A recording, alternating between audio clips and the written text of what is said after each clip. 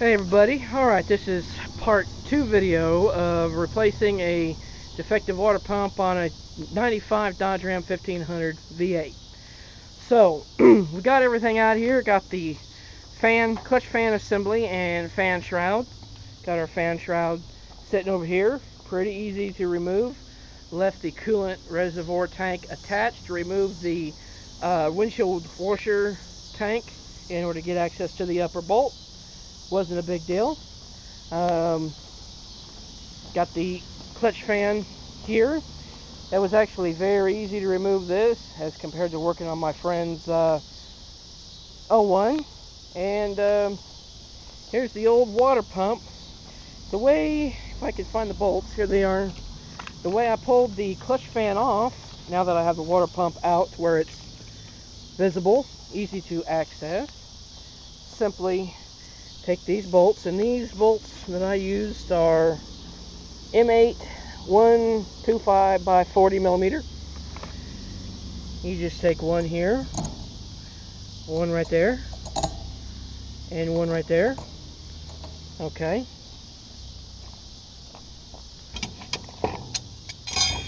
Then you use your big wrench here. Part of the toolkit comes, and you take and you slide it in. Actually works better if you come in from this direction. That way you've got it butted up against one bolt, and you got a bolt here. That way when you use the other wrench to loosen the bolt, you put this arm up against. I had it underneath the I think the air conditioning AC compressor bracket. It would pivot up against the bracket, gives you your torsion. Then use a half-inch ratchet to break it loose. Wasn't very hard at all. So that came off, got the water pump out, and we're hoping that the water pump was bad. We could see it was a salvage yard pump. I personally don't do salvage yard water pumps. That's not my way of doing things. Water pumps are not that expensive. Well, I'll have to get that bolt out of there here in a minute. But anyway, salvage yard water pump, and it doesn't look horribly bad on the inside, but it is a used water pump. Now the one issue that you will have, this bypass hose right here. There's not a lot of it sticking out here, and loosening it, this has already been worked on. Obviously they've replaced the press style hose clamps with the band style, which is what I actually prefer. I was planning on putting these on anyway, so I'm good there. Getting this off, if it's a press style, is a little difficult depending on how the orientation of the grippers are. When you go to put it back together, you need to address the condition of the hose. If you know your hose is good and it's not squishy or spongy or oily or, obviously leaking, the way you go to put it back on is to get your new gasket RTV to the water pump. Let it sit for about 20 minutes so it's good and tacky and it holds that gasket in place. Of course, you got to clean your mounting surfaces up, and I'll be doing that tomorrow when I got more daylight. Clean that up real smooth. Once you've got your gasket on the water pump and permanent in place, you take your finger and you put some fresh coolant inside this hose, or run it on the outside spout of the new water pump. And I actually find it easier to climb in here, since I'm rather a big person. Climb in here and you very gingerly ease the water pump in, putting the top in first and forcing it into the hose as far as you can. Putting the water pump on flush, using a few bolts to hold it in there tight. Put all the bolts in, spin them down, and then get a crowbar, a long claw, to just barely grab that hose and pull it this way down onto the water pump until the face of the hose is flush up against the water pump housing. So if you got a little patience and you're gingerly doing it, you could just really ease it on there.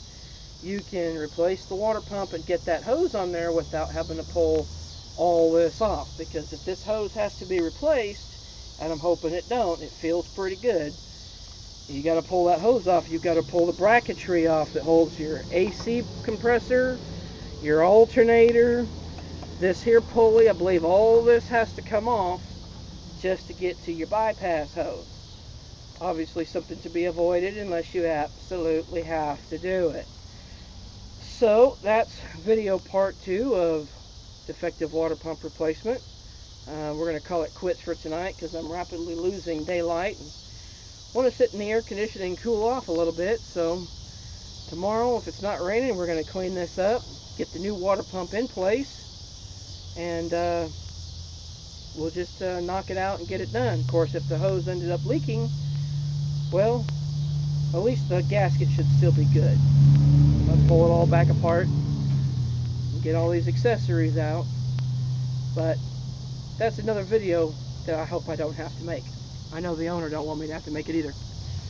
Anyway, grab our wrench, put away our tools. Oh yeah, and for future reference, this water pump started leaking. That's how we knew it's bad. That's usually the rule. This water pump, however, avoided the rule. This is the water pump off my friend's recent 01 Ram 1500 Magnum V6. This one didn't leak at all until the water pump failed completely. It barely rotates, and the reason why it barely rotates is the shaft on the inside, the whole pulley went cockeyed like that, and it actually, if I had the motor here, I could see where the impeller etched to the inside of the motor. So this started making some noise, and then it just up and seized, and then it started leaking, but it never leaked a drop until then. Normally, when a water pump fails, and obviously if you work on cars, you probably already know this, you usually got hiding around here somewhere. There it is. I don't know if the camera's going to show it.